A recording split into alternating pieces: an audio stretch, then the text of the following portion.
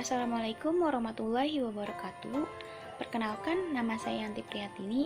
Saya mahasiswa Universitas Pamulang, program studi akuntansi S1. Dalam sistem ekonomi global yang berlaku saat ini, sebagian besar menganut sistem ekonomi berbasis bunga. Tetapi dalam Islam, hal tersebut tidak diperbolehkan. Maka dari itu, saya akan membahas mengenai sistem finansial Islam.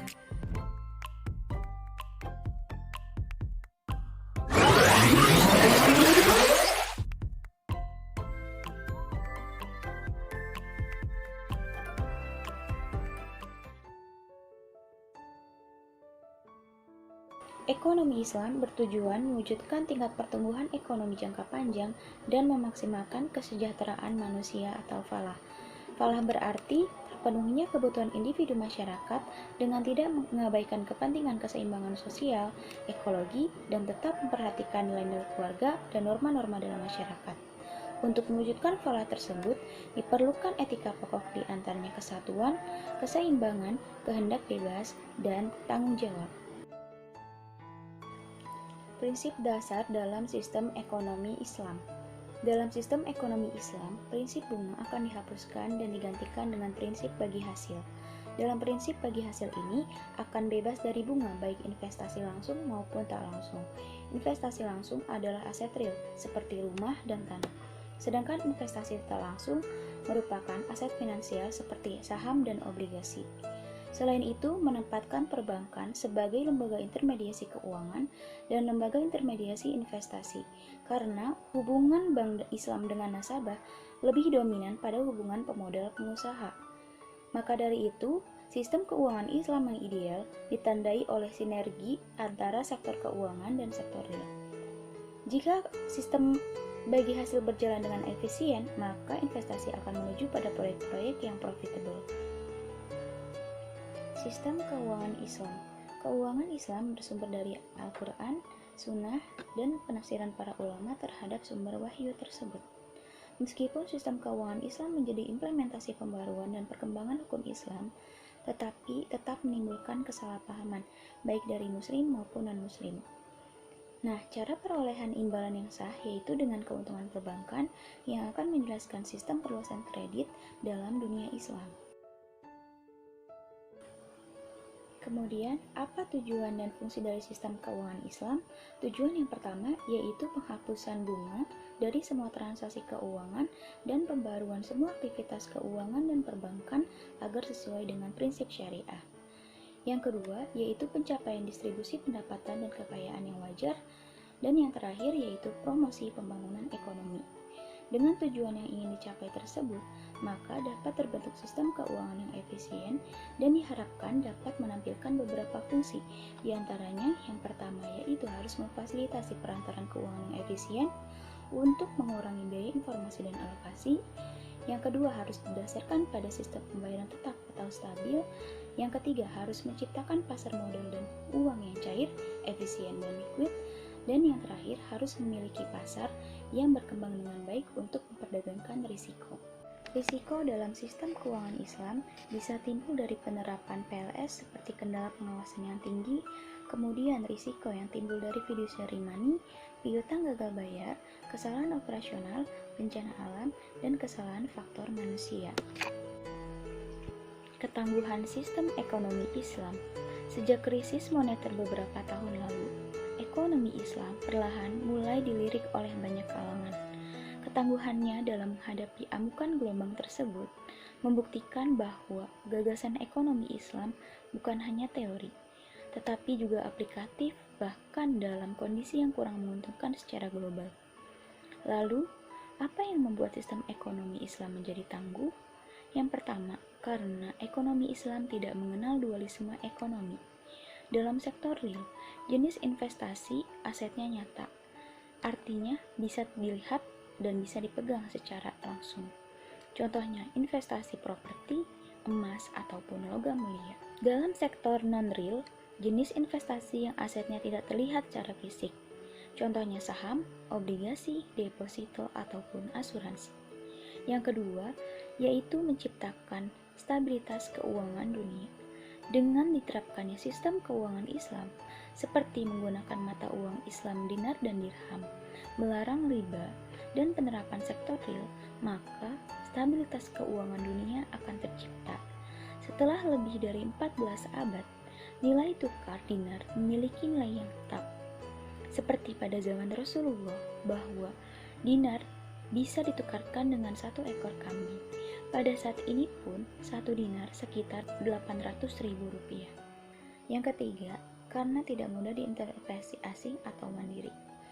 Dengan menerapkan sistem keuangan Islam global yang komprehensif, maka negara akan menjadi kuat dan mandiri serta tidak mudah diintervensi oleh pihak asing.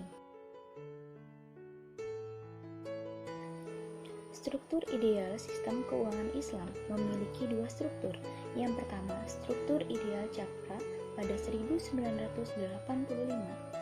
meliputi beberapa institusi, diantaranya bank sentral, komersial, lembaga keuangan non-bank, institusi kredit khusus, korporasi asuransi deposit, dan korporasi audit investasi. Meskipun struktur ini nampak sama saja dengan struktur sistem keuangan konvensional, namun sebenarnya tidak seperti bank sentral konvensional. Dalam versi Islam, struktur ini bertindak mencegah terjadinya konsentrasi kekayaan dan kekuasaan di tangan kelompok tertentu. Struktur yang kedua yaitu kerangka Ismail pada 1986, meliputi 3 sektor, diantaranya yang pertama, siasi merupakan sektor pemerintahan meliputi dana publik dan bank sentral. Yang kedua, ijtimai, yaitu sektor kesejahteraan yang bertanggung jawab atas administrasi pajak, dan tijari, yaitu sektor komersial meliputi semua aktivitas komersial sektor swasta. Kemudian, bagaimana pandangan Islam terhadap hutang dan bunga yang menjadi penyebab utama dari krisis ekonomi atau finansial? Riba dari segi bahasa berarti tambahan. Riba dalam istilah syariat ialah tambahan yang didapat dengan cara yang tidak dibenarkan oleh syariat. Para ulama membedakan riba menjadi 2 jenis, diantaranya riba nasiah atau dengan tempo. Yang kedua, riba fadl, yaitu dengan takaran yang berbeda. Hukum riba adalah haram. Mengapa? Karena riba merampas kekayaan orang lain, dapat merugikan salah satu pihak dan akan mencekik si peminjam di kemudian hari karena ada penambahan di setiap pembayaran.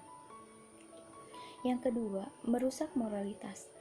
Banyak kehancuran dan kebobrokan yang disebabkan karena uang, mulai dari perebutan kekuasaan sampai kasus suap menyuap. Orang yang sudah gila harta dan melakukan riba akan sangat tega merampas apa saja yang dimiliki oleh si peminjam, kaya maupun miskin. Yang ketiga, melahirkan kebencian dan permusuhan. Bila egoisme akan harta telah merusak jiwa seseorang, maka tidak mustahil akan terjadi permusuhan dan kebencian, terutama antara si kaya dan si miskin. Yang kaya semakin kaya, dan yang miskin akan semakin miskin. Jabir meriwayatkan bahwa Rasulullah SAW melaknat orang yang memakan riba, orang yang membayarnya, orang yang mencatatnya, dan orang yang menjadi saksinya. Kemudian beliau bersabda, mereka itu semua dilaknat. Hadis riwayat Muslim. Al-Hakim meriwayatkan dari Ibnu Mas'ud bahwa Nabi SAW bersabda, riba itu mempunyai 73 pintu. Yang paling rendah dosanya sama dengan seseorang yang melakukan zina dengan ibunya.